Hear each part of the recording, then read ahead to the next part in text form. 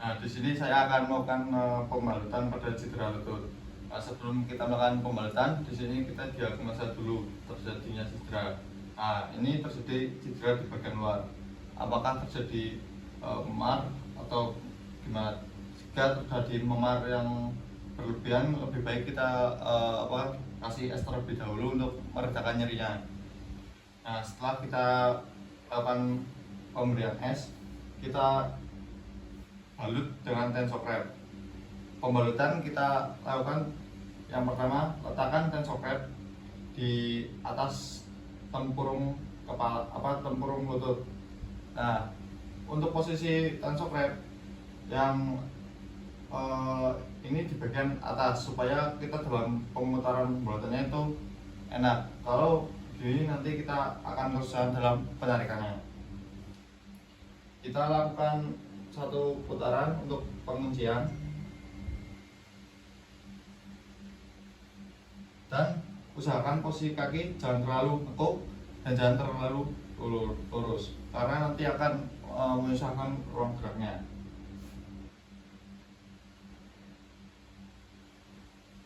Dan jangan terlalu menarik.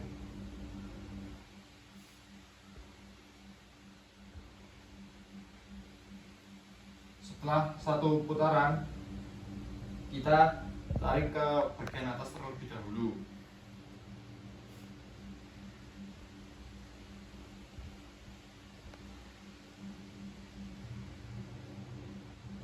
Lalu ke bagian depan.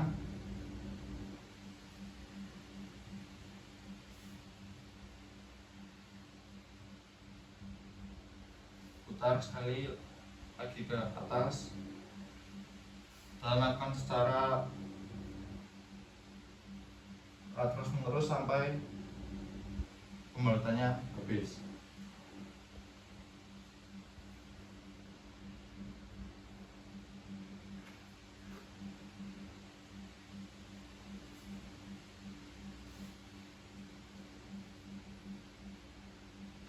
Sambil kita tanyakan pada pasien apakah pembalutannya ini terlalu kencang atau tidak.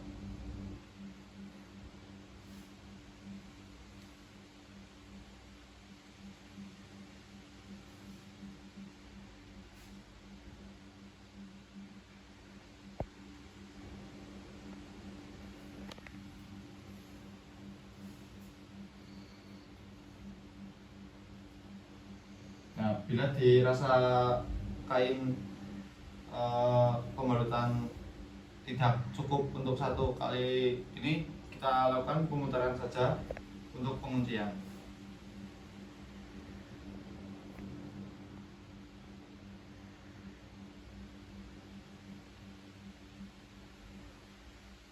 Lakukan 2 kali lipatan. Setelah itu kita kunci.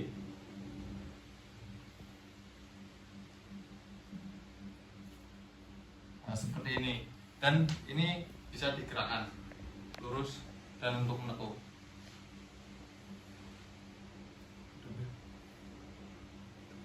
Nah, satu. Ya, yang kedua di sini saya akan mempraktekkan cedera di bagian ankle. Nah, kali ini cedera di bagian luar. Kita diagnosa dulu cederanya, apakah terjadi dislok atau terjadi memar. Kalau terjadi dislok, kita balikan ke seperti semula, tapi tidak boleh sembarangan dalam membalikan yang dislok. Nah, kalau terjadi memar atau yang berwarna merah itu kita kasih es dulu, kompres pakai es kurang lebih 15 menit. Setelah itu kita kasih pembalutan. Nah, kalau di bagian luar kita lakukan ke arah luar, kalau bagian dalam kita lakukan ke arah dalam. Yang pertama kita letakkan di bagian sini dan 1 kali putaran untuk penguncian. Jangan terlalu kencang dalam penarikan.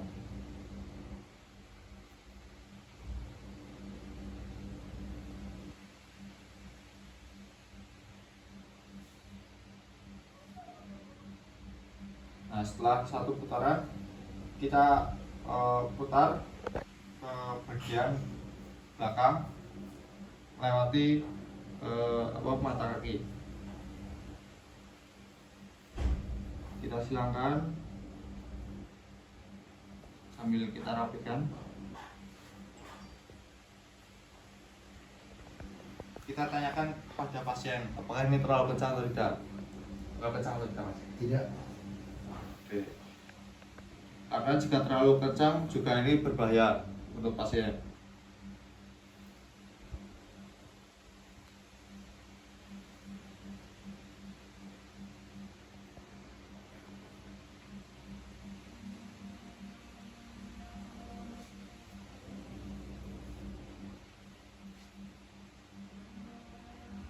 Nah, ini kita ganjalnya kalau misal terlalu bawah itu juga susah.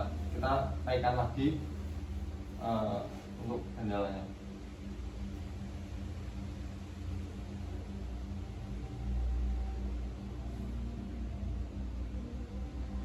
Kita jarak ini sekitar kurang lebih 1 atau setengah senti boleh.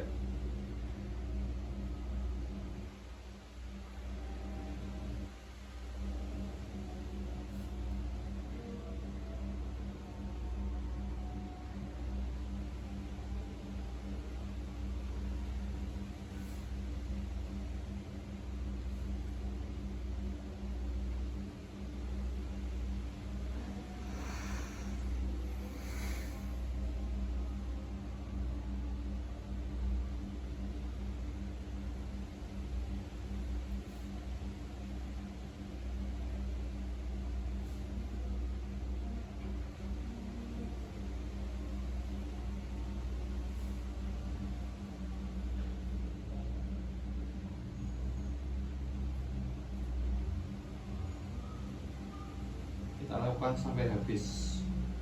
Untuk penguncian kita lakukan di bagian atas, karena kalau di bagian bawah nanti kan kita berjalan. Nah, penguncian itu kemungkinan bisa lepas.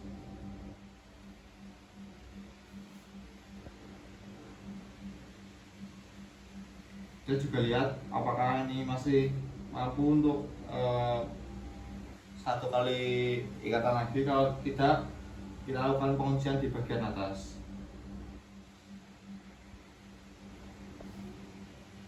Nah, ini untuk ujung kita lipat 2 kali untuk penguncian.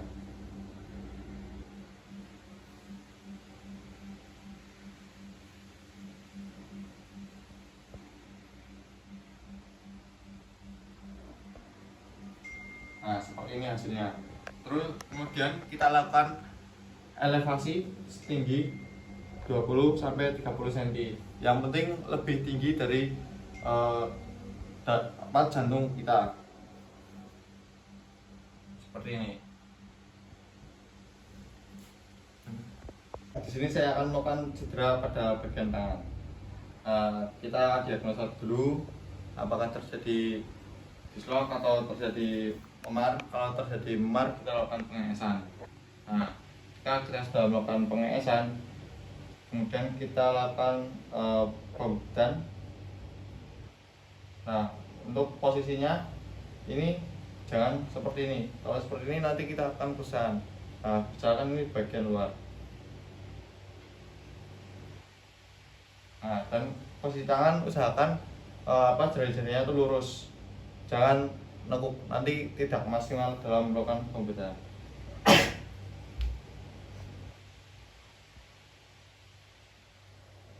Ini kita lakukan 1 kali putaran untuk penguncian. Setelah itu kita lakukan pembedahan. Ini jari-jarinya lurus ini supaya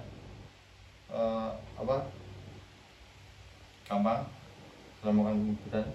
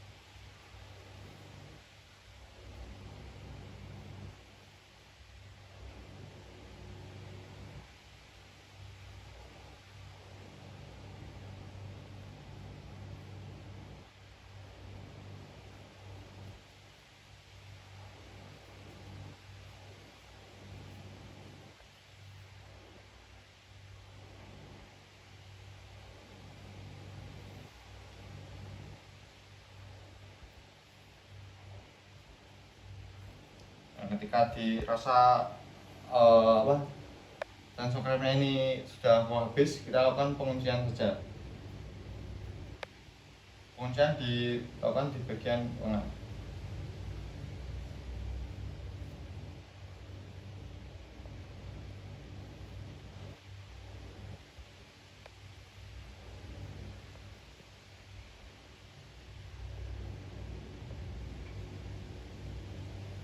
Dan kita lakukan penguncian. Dan seperti hasilnya.